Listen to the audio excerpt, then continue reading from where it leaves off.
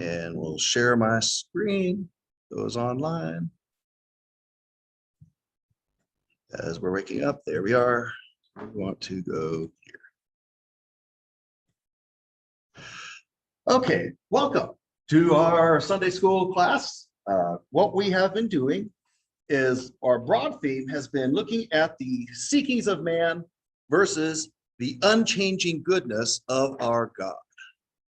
So let me minimize this here. When you hear that tone, you know it's time to turn the page in your Bible. I'm just kidding. Those of us who are old enough to remember those things. So the time frame we're looking at is during Genesis chapters 10 and 11. This is the 2400s BC.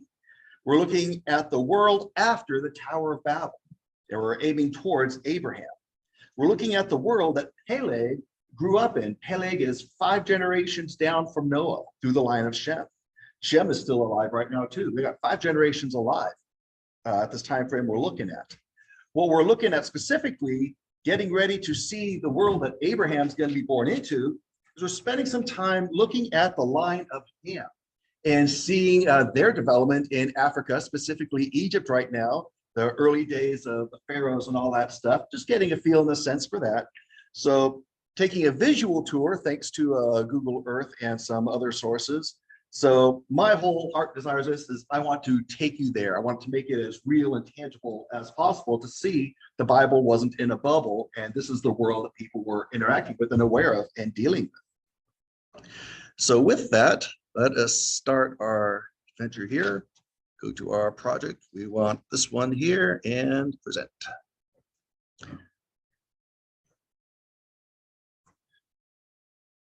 So of course, for starters, as it warms up here,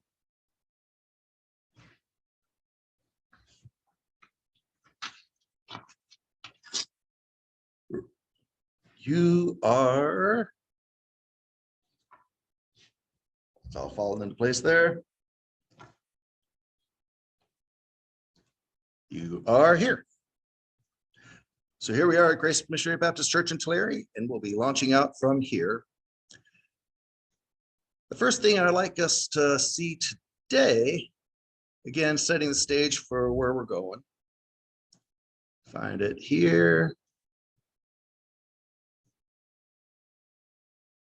We'll do that.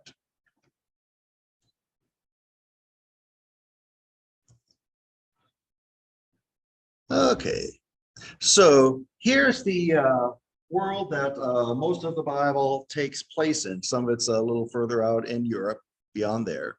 But what we're seeing here is over here is the promised land of Israel, where most of the Bible takes place, the land of Canaan and all that. Here is, in these early days, especially Genesis, the land of Shinar, also known as Sumer, and Mesopotamia. This is the Persian Gulf. So they came down from the tower, from the Garden of Eden, and Noah's Ark up here, all came down to here. After Noah's flood, they rebuilt a lot of the cities they had from before. So the Tower of Babel is right here in the city we know as Eradu. Irad in our Bibles is named Babel after the events. And so everyone kind of shot out from there. And over here is Egypt, land of the pharaohs and all that. So in Mesopotamia, in the land of Shinar over here, there is the city of Uruk, little city-state kingdom, and the king there was Nimrod, known outside the Bible as Enmer the hunter, Enmer-Kar. And so he's been king for a while, but now his son is king of Uruk. His son's name is Lugal-Banda, which means shepherd. So he's ruling this kingdom of Uruk. Over here, just outside of Babylon, which doesn't exist yet, we have this city of Kish. They got 2 lines of kings ruling at the same time. One's probably civil, one's probably priestly, religious. So on one line, we've got Mashta, whose name means gazelle, and the other king is Ilku. They're ruling at the same time. And where we left off over here in Egypt, we saw that Pharaoh Ka was, his death caused the end of that first dynasty, that first line of rulers in the newly united kingdom of Egypt. And these again are the descendants of Ham, Noah's son, that we're seeing spread out here. So this is where we're going to pick up to see the second dynasty, which probably won't take us very long. Again, this is the world Shem is living in, Peleg is growing up in while these events are happening. So this is looking at the seekings of man and what man is doing apart from God. And what we're going to end with is looking at the unchanging goodness of our God. And we're going to see that today in the Old Testament books of Nahum and Zephaniah. So if you want to take this time while I'm yakking and find your way to Nahum, feel free to do so. So let's pick up where we left off and go down to up a little bit more right there. So we're going to start looking at the second dynasty of pharaohs in Egypt. And anyone feel free to ask questions, have any thoughts or comments, share away. Anyone gets lost, feel free to throw up your hand. Anyone just needs a moment to take it all in, feel free to say so as well. So what this little item is here, this is, as it says on the bottom there, this is a bone cylinder. This has been inscribed with the symbol or the SERUG of this new pharaoh, the first pharaoh of the second dynasty. His name is Hotep Sekemwu. Don't ask me to spell it. But what's interesting is Hotep means peaceful or to be pleased or to be reconciled, which makes sense because as we saw last week, when the last pharaoh died, there was a bit of a ruckus and strife back and forth over what was going to happen next. In fact, even his grave was plundered. So this guy comes in, his name begins with peaceful, the name he's given as he's the new pharaoh. And actually the last pharaoh's plundered tomb gets restored during his reign and all that stuff. So what I like about looking at this stuff, I know it works for me, is it helps make it tangible. I like visuals, I like touchy-feely. What we're looking at here, if they so chose and so wanted to, Shem on down to Peleg, they could have taken a family field trip like we do to Disney. They could have gone to Egypt. They could have seen and touched this very thing. It was there in their lifetimes. And we can see and touch this now. Well, probably not touch it. Museum guards wouldn't like that, but you get the idea. This was as real for them as it is for us seeing it as what's real around us. So that's a bone cylinder from this new pharaoh, Hotep Sekemwu.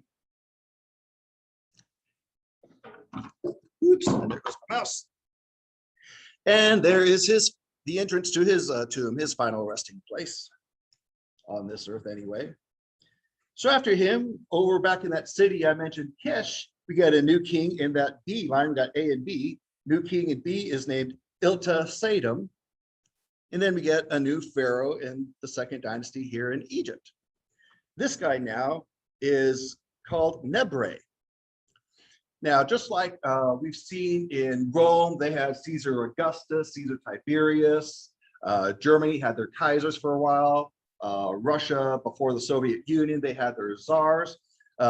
Egypt, their pharaohs were Horus, meaning far distant, looking back to Noah, who was actually the first far distant. Because in their mythology, Noah was given eternal life by the gods after the flood and sent back to Eden. Obviously, we know that's not reality. But so Horus, also referring to Ham's son Mizraim, who took on that name when he established the land of Egypt. Egypt, again, today, people who live there don't call themselves Egyptians. They call themselves Masri. They're from Mizraim in the Bible. So Horus, just like we have Caesar Augustus, we have Horus Hotep Sekemwu, Horus Nebre, named after this falcon sky god, far distant. So Horus Nebre here, new king. What's interesting about this guy is during his lifetime and his pharaohness, they start bringing back the icons of Seth. Well, Seth, as we saw, was the Egyptian god of chaos. And Cush, Ham's son Cush, is where we get our word chaos.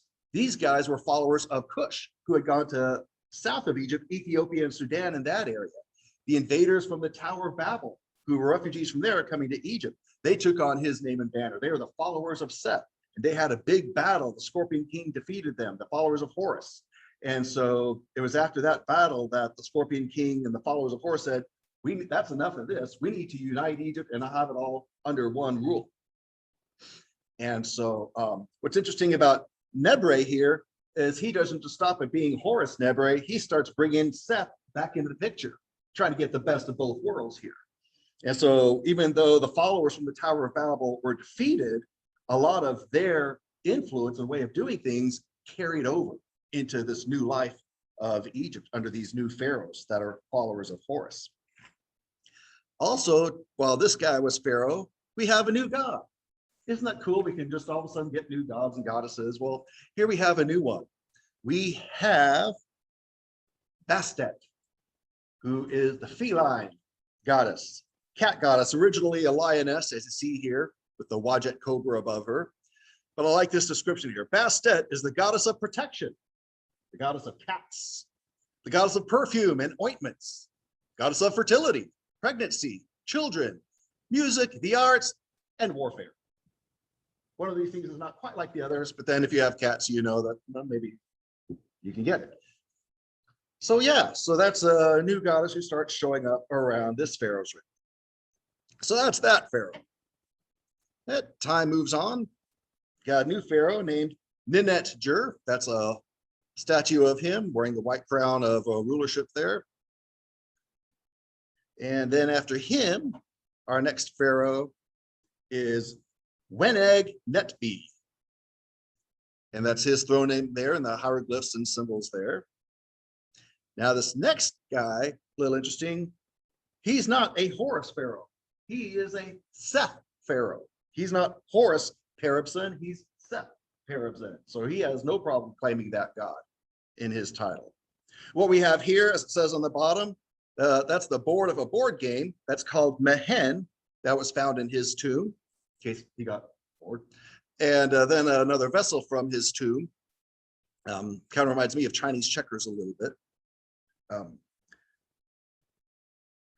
The earliest seal impressions that had complete sentences were from his time frame. A seal impression is like an ink stamp where you have something, you have a stamp and you've got it all designed, and when you get it wet and stick it on something, it leaves the impression of that. And so this is the first time in his reign where we have a whole complete sentence done with a seal impression.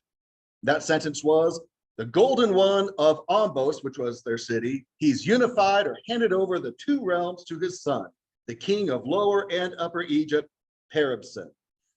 Basically saying that this is the guy and God, Seth has placed him in charge, so follow him. So that's that guy.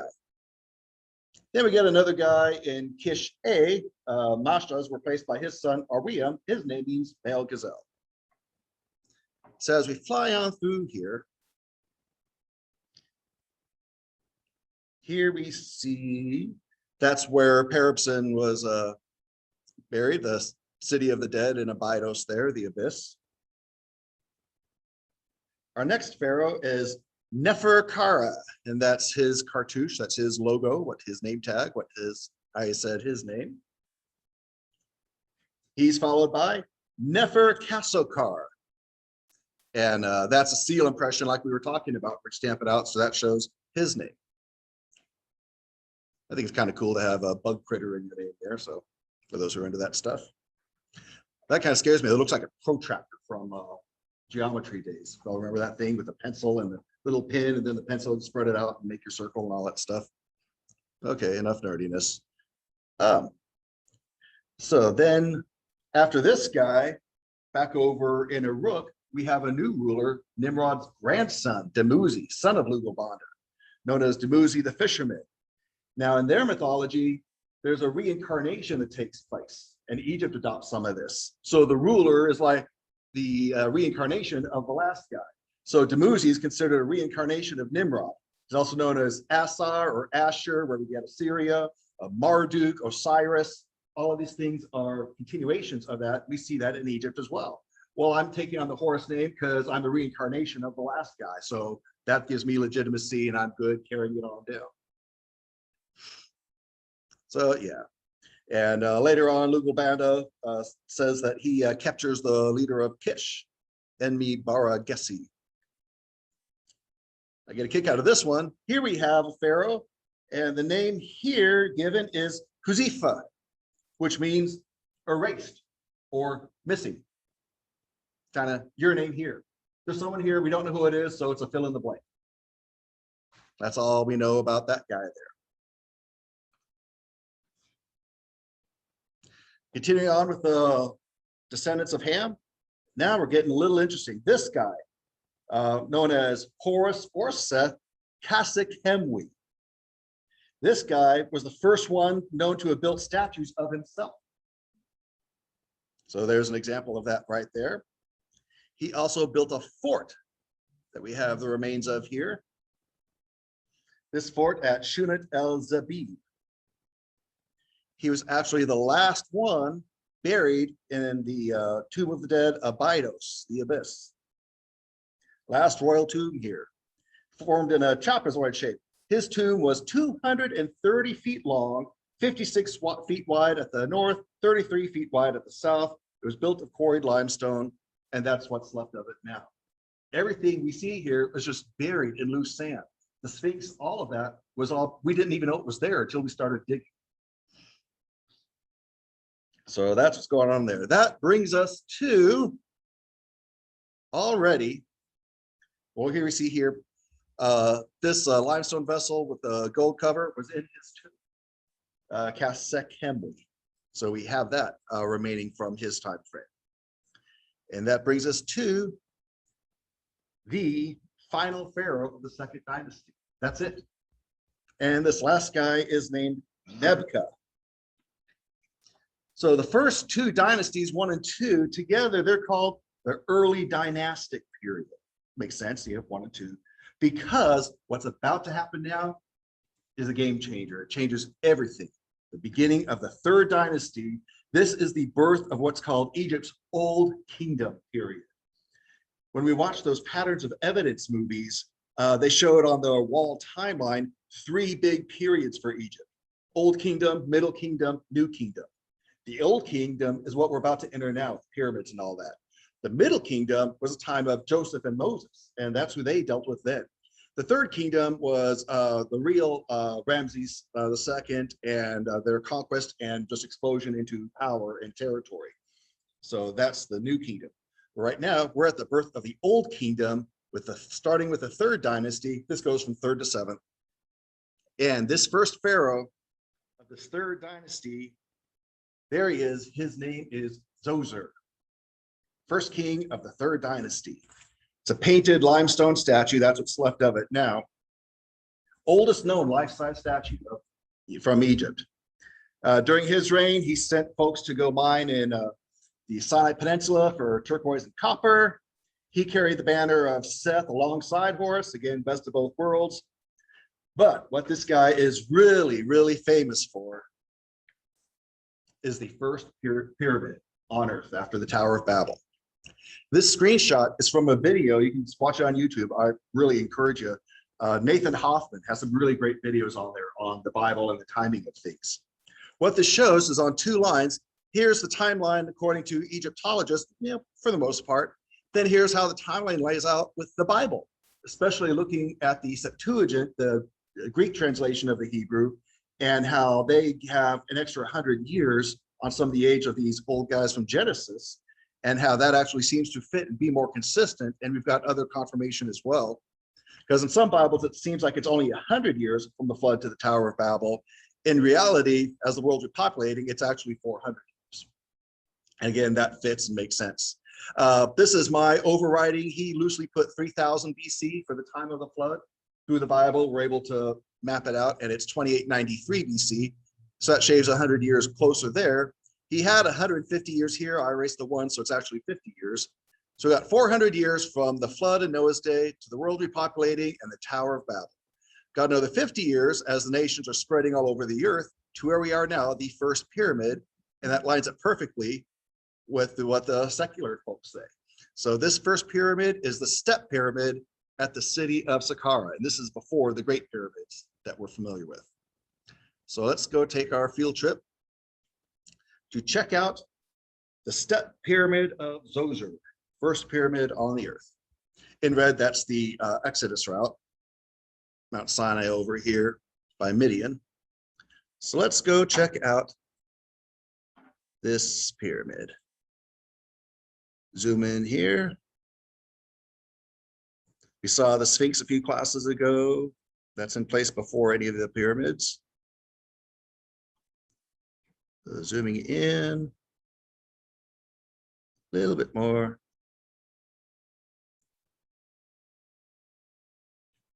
There we go.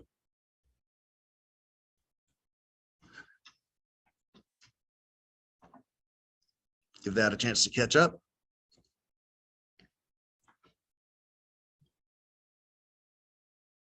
There we have it, folks. There is the Pyramid of Djoser, the step pyramid. First pyramid on Earth.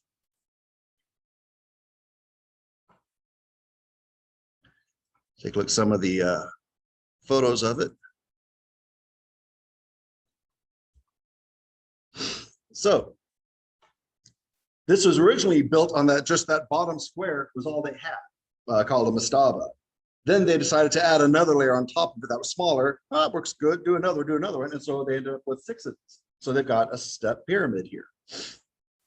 And so this thing's about 200 feet tall, so 20 stories. On its base, it's 397 feet by 358 feet. The whole volume of this thing is 11.7 million cubic feet. So yeah, this is a big deal. Now I'm going to reference archaeologist David Roll, who's been here with me a while. You're familiar with him. He is an agnostic who believes the history of the Bible. And so he sees where when you fix the errors that are in accepted chronology in the secular world, the Bible lines up perfectly with it. And so cool, especially for an agnostic to recognize that. I respect that. So this was the project of the mastermind Imhotep, who was the priest for Pharaoh Djoser. He was the first guy to really look for medical and religious methods of treating disease over here in Egypt. We saw the legendary ruler of China, Shen doing that as well by tasting things himself. This is the world's largest, first large stone structure, first pyramid on the earth. So take a look at some of these pictures here that they've got, courtesy of Google Earth here. Folks have uploaded.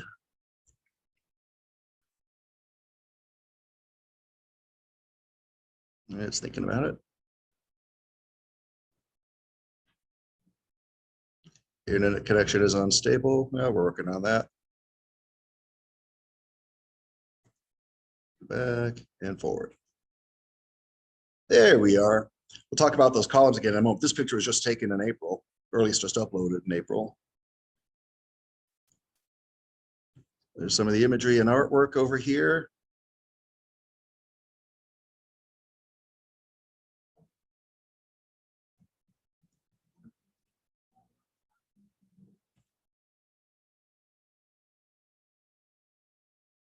Refurbishing going on there.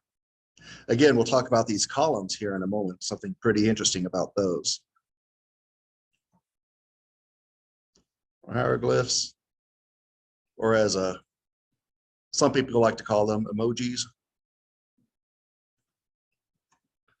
Happy critter there, enjoying the shade. Further back, and there we go. So let's talk a little bit about what's so special about this pyramid, apart from just being the first pyramid. So there's an overhead shot of it.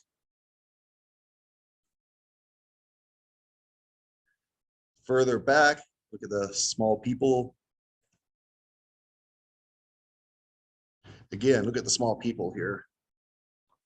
So this is basically a quantum leap in concept, in technology, nothing else like it. This is me taking a picture of my TV. You can see me in my Green Lantern shirt right there. This is below the pyramid. This is a computer rendering. This goes 100 feet deep and covers 3.5 miles. Yeah, so they're doing stuff. Now let's go over here. This is one of my favorite shots. Just see the little people there and just how big that thing goes up there. Again, 20 stories. The building materials, these stones are what's called ashlar stone, which is the limestone blocks. Ashlar means they're cut with a saw to be in the right measurements that they want. They were, at the time, we don't see it now, but at the time, these were meticulously smoothed to a gleaming white finish so they reflect the rays of the sun. In fact, Herod's temple, the Jerusalem temple, it was when it was refurbished, they did that too. You could actually see the sun hitting the temple in Jerusalem from miles away. It was a pretty impressive sight. And in structure and appearance, this looks a lot like the ziggurats that came out of Mesopotamia, the copies of the Tower of Babel that we saw have gone over the world. Pyramids in China, the Indian burial mounds as well, a lot of things in Mexico and South America, Central America, where we see the temples built in this format of the whole blueprint of the Tower of Babel being taken along with them here. He built this here, which is an interesting place. It's at the boundary of the city and the desert. Well, the city was called the Black Land, where they ruled. The outside of the desert is where Seth was banished to. And so basically they're saying that I am going to be right here, this stairway to heaven, this ladder back and forth between us and the gods. I've got this relationship with these gods here. So we're in charge, we're in control. And Seth, we're going to keep you at bay. We're going to keep you under us, under our control here. So that's kind of a thought here. There's also a wall going around this thing, a limestone wall, 34 feet high, a mile in circumference. The area of about 93 square miles is included in all this. What's interesting about the wall is there are 14 gateways, okay? But 13 of those gateways don't work. 13 of those gateways are impenetrable stone. Only one gateway actually works so that people can actually go in there. The measurements of the stones are the same dimension as the mud bricks that were used in earlier things over in Sumer. Again, they brought this over from the Tower of Babel area, this idea. So what's interesting about this, when you actually go inside through that one entrance you can go into a narrow corridor into this little court. And if you look up, the roof lintels are carved. The stone is carved to represent palm logs. Now, why would you carve stone to look like wood? In fact, there's a big cedar door there standing ajar, but when you look at it, it's not cedar. It's a dummy door. It's made out of stone too. Everything in here is made to look like wood, but it's actually made out of stone. Everything is fake. Now check this out. Here is a picture that I took, but sadly I didn't take this in Egypt. I took this at the Missoula airport in Montana. This was a sales display because that is not wood.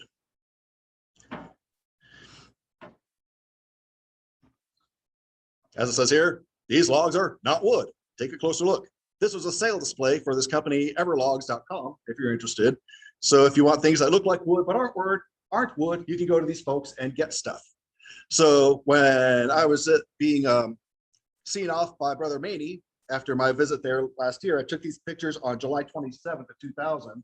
I knew this was coming up in our class. I had no idea when, so here we are just about a year later. And I knew this, we'd be talking about this, where inside this pyramid, everything would be made to look like wood, but it's really stone. Why is everything here fake? Why do they do this? All the moving parts are rigid, they're cast in stone. Nothing functions in the human world because this was not made for humans. This was made for eternal dead gods. Pharaoh dies, becomes a god. So he doesn't need real doors that can open and close. He can just go right through because he's dead. He's a spirit now. And also wood perishes. We want this to be eternal. In fact, we still have it today, thousands of years later, as a result of that. And so where he had his original place where he would actually do his rituals while he was alive, this is a place, this inside, where he could do his rituals while he's dead and a spirit. So that was the thought process there. They would actually take, in the originals, they would take a bunch of tall reeds to tie them together to form a column. Talking about the columns here, and the top they put animal skin wrapped around it to prevent it from splaying. But then in here, it's represented and carved out in stone. Mention that wall. All around the top of that 34-foot wall, we have these serpents guarding it. the pharaoh would also wear a serpent on his head that would be sticking out. And the whole idea of this cobra goddess Wadjet was a protector of the pharaoh. And so she's known as the Uraeus, or the Greek Oreos. The cobra would rise up, protect the king, is worn on the brow. Her special role was to spit deadly poison and flame in the direction of anyone who dares to threaten the person of the king. And here's the line from their stuff. I place your terror in all lands. I rear up between your eyebrows. My flames are fire against your enemies. So kind of cool, I guess. So they would have, once a pharaoh ruled for 30 years, they would have a celebration called the Sebhet Festival, where basically he would do they play act him dying and being reincarnated. The king is dead, long live the king. And after his 30th year, they do it every 3 years afterwards. And this is in the capital of Memphis, where they do these Hebsed rites. Again, talking about the columns and especially the groovings here. This is the first example in art history of what we call Doric columns that Greece is famous for. Well, they had them in Egypt 2,000 years earlier.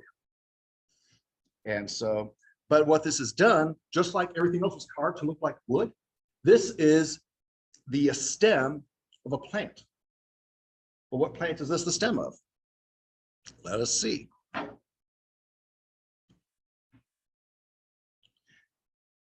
Turns out that there is a special flower to Egypt.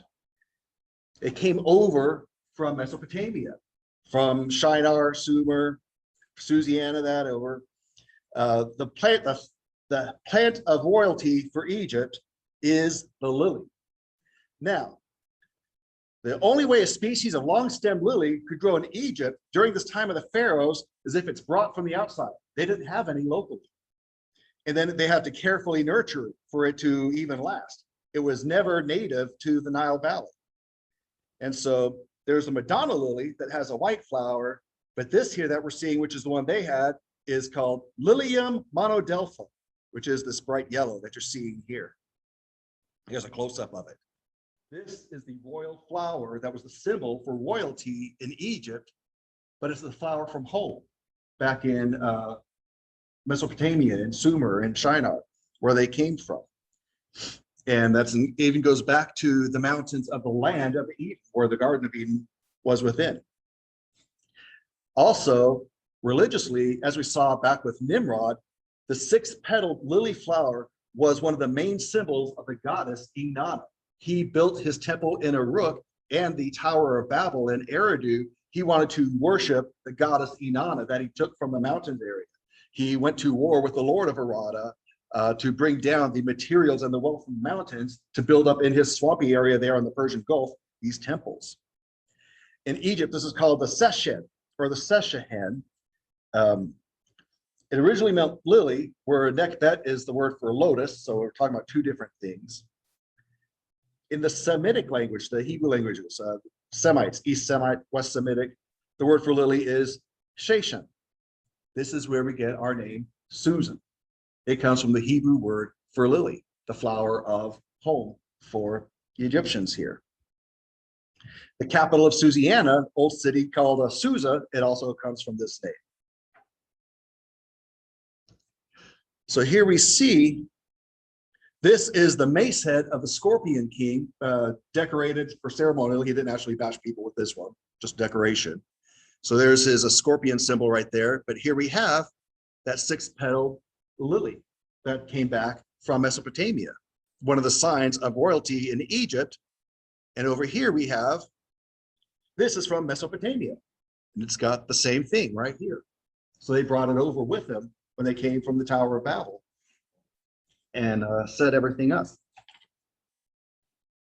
Now let's see how we're doing on time here. Yeah, so one of the things as we see about what they were like, the gods, here's a quote, the gods, the nobles, the gods' friends who leans on their staff, the guardians of Egypt, clad in their red linen. So guardians clad in red. Sister Alyssa, what does that make me think of? Yes, church deacons. And it looks like they have a concern. Those of you who've been around will all get that. In the DC comics, Green Lantern's bosses are the guardians of the universe and wearing their red robes, and they see all know all, and they send out the Green Lanterns to go do their thing. Green Lanterns, yeah. So, but that everything comes from somewhere. In Egyptian lore, they had red-clad guardians who were in touch with the gods and trying to tell people how things needed to be. Red was always a symbol of royalty, like purple. They got over from Phoenicia, where they got the dye and the color from the fluids of the murex fish. Very, very, very hard to work out, so very costly. Lydia was a worker in purple in the New Testament over in Philippi with the Philippians and all that.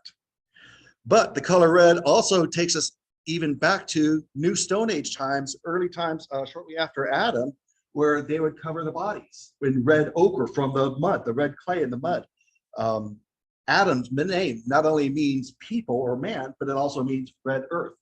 You're made from dust, to dust you shall return. So there's a connection there. And lastly for today, before we get to Nahum and Zephaniah. Now, when you see this image, you might see, well, okay, I see a lot of things we've been talking about. There are the boats, the reed boats that they came over to Egypt from, that were made of reeds, and they were tied up at the top. And then when they started making wood boats, they made them look the same way. Then we've got the Egyptian scarab beetle taking the sun on up. This is the whole journey of reincarnation. When I first saw that image, you know what the first thing I thought of was?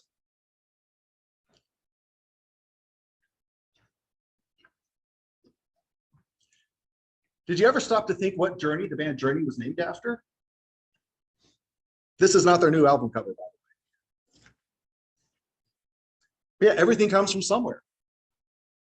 The whole theology in ancient Egypt was that their deceased ruler would return to the island from which they had originally hopped over, and that island was Bahrain, that we've seen with those mass burials and all that stuff, where the salt water and the sweet water met, you know, the abyss and all that. There at Bahrain, the pharaoh was reborn as Horus of the eastern horizon, who came from the place where the holy gate of the underworld was to be found. That's from the Book of the Dead, and where those ancient mounds were located. The journey to the Isle of Flame, so crucial in that resurrection cycle for Egypt mythology, returns them back to the Persian Gulf, and then they come back across. Pharaoh returns along the dark river of the underworld to the island of Bahrain, where the gods originated, and there he goes on from there. And that's a good stopping place for that today. So that's some interesting journey into the seekings and strivings of man and the sons of Ham as they've been going along. So now let's take a look in Nahum and Zephaniah. With all of man's craziness and all these different things, let's see the unchanging goodness of our God. We'll close our Sunday school this morning with this. Nahum chapter 1, just want to point out a few verses here. And again, anyone feel free to jump in, thoughts, questions, and anything on the line. Nahum 1, verse 7 tells us this. The Lord is good, a stronghold in the day of trouble, and he knows those who take refuge in him. Beautiful, powerful verse. And as I've been pointing out, where we understand, praise God, that through the work of Jesus Christ, he completed and fulfilled the law of Moses, put the lid on that, and that is now completed and satisfied and done. It no longer is in play and never was for us Gentiles anyway. But that's the Old Testament and the law of Moses are not equal to each other. The law of Moses is part of the Old Testament. There's way more to the Old Testament than the law of Moses. The law of Moses is now complete and set aside. The rest of the Old Testament was not. It's still in effect. It's still, we are Judeo-Christians. We are following the God of the Old and New Testaments. That's why our Bibles have it all together. So that verse I just read from the Old Testament is not part of the law of Moses. That verse still applies today. The Lord is good, a stronghold in the day of trouble, and he knows those who take refuge in him. That is 100% 2021, our God, unchanging goodness of our God. On the flip side of that, verse 9, think of Nimrod and the Tower of Babel and life today. Whatever you devise against the Lord, He will make a complete end of it. Distress will not rise up twice. Basically, wow, don't mess with God. He took care of the Tower of Babel, and it hasn't been rebuilt since. Not there anyway, not physically. Man's trying to do other things with society, but we see that. Verse 15, you might be surprised to read this in the book of Nahum. Nahum 1:15. Behold on the mountains the feet of him who brings good news, who announces peace. Celebrate your feasts, O Judah, pay your vows, for never again will the wicked one pass through you. He is cut off completely. I say this might be surprising because behold on the mountains the feet of him who brings good news, announcing peace. That's in the book of Isaiah. And that's where that verse is kind of famous from, but it's not just there, it's also here. So pretty cool there. Flip over past the book of Habakkuk over to Zephaniah. And we'll spend the last of our time here this morning in this book.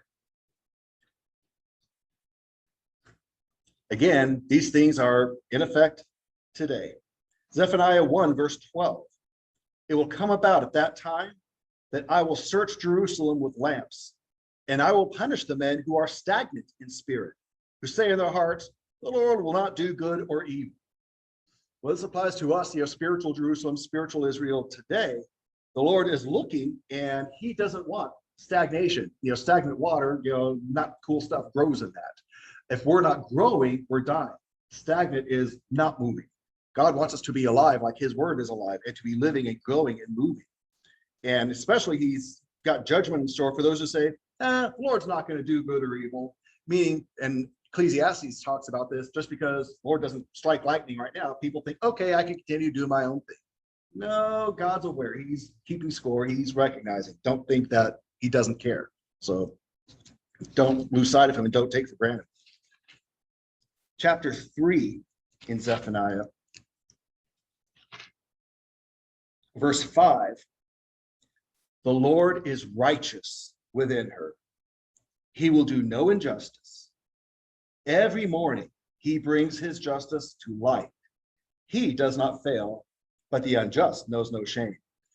Basically, when we can get frustrated because we see bad guys winning, and Psalm 77, I think it is, talks about this, where the guy was discouraged until with what he saw, evil prevailing, until he came to the house of the Lord, and then he understood. So here we see a promise that the Lord is righteous. He's not the one doing injustice.